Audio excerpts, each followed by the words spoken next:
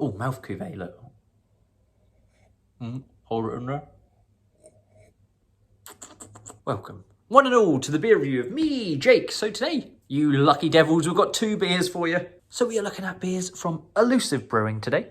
We have their Oregon Trail, which is a West Coast IPA coming in at 5.8%. And then we have the reason that I brought these beers in the first place is the Double Oregon Trail, a West Coast double IPA coming in at 8%.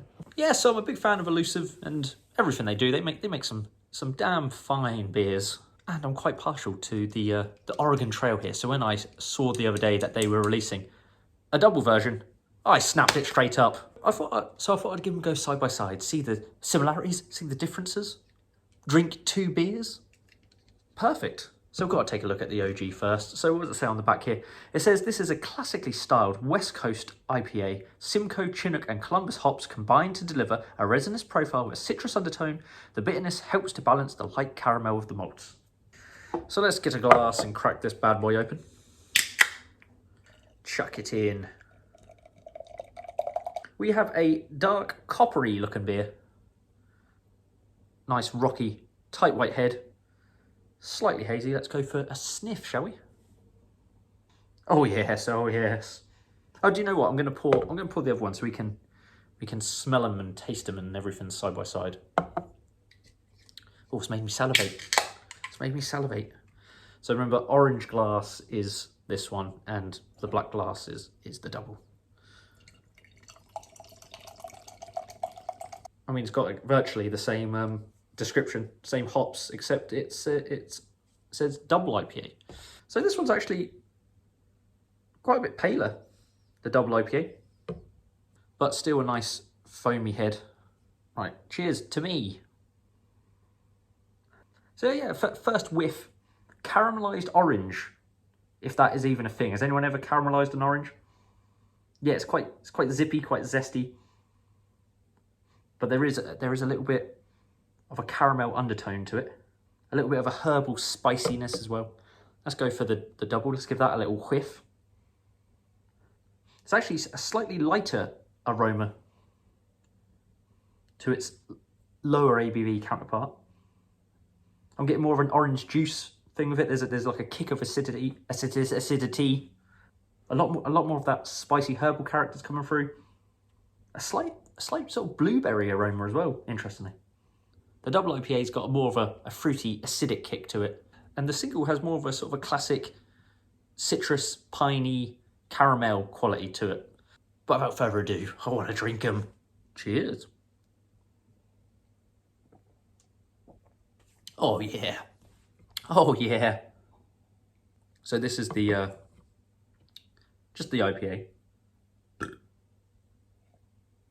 Has a nice mouthfeel, got a sort of a slick oiliness to it. Yeah, there's sort of grapefruit juice and grapefruit pith. It's got a bit of whack to it. It's not the most bitter beer, but like you rarely find West Coast IPAs that are incredibly bitter nowadays.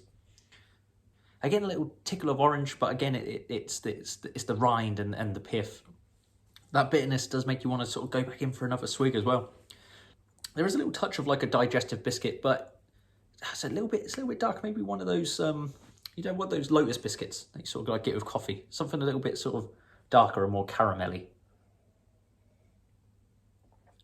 But delicious stuff. Very delicious. Let's try the double IPA. I didn't say cheers, I can only apologise. There's a floral quality to it. Again, a little bit of that sort of aromatic spiciness. Yeah, lemon juice, orange juice. There is a whack of bitterness at the end. And that bitterness is actually building. And for me, the double IPA doesn't have as much of a malt presence. But this does, you're not getting much of that sort of caramel biscuit thing going on with it. So I'd say that's really the major difference. And I think you can sort of tell by the colour that there's a bit of difference going on there. There is a little bit of a sweetness, but if we're going on the biscuit theme, it's got more of like a rich tea sweetness to it. Whereas this one's got that lovely Lotus biscuit. It's incredibly easy drinking for 8%. I mean, both these beers are incredibly easy drinking. And even though they're sort of both West Coast leaning IPAs, and they're sort of similar recipes with the same branding. They are quite different, and I like them for different reasons. But if you're gonna make me pick, which one I'd like to drink on a more regular basis, it'd be the OG. But still, both damn delicious, I have to say. Let's go back for another swig of this. See, I've just had a few more sips of this, and now I'm leaning more towards liking the double IPA more. Well, I just like both of them, so that's good because I'm going to drink the rest of them. But delicious, delicious stuff from Elusive there. I'm a big fan of both of those beers, as it turns out. So I highly recommend picking them up. If you've had them, let me know in the comments below your thoughts on them. But I've been Jake. Remember to like and subscribe, and I'll see you on the next one. Cheers! With this one first. And this one. Oh, mouth cuvee, look.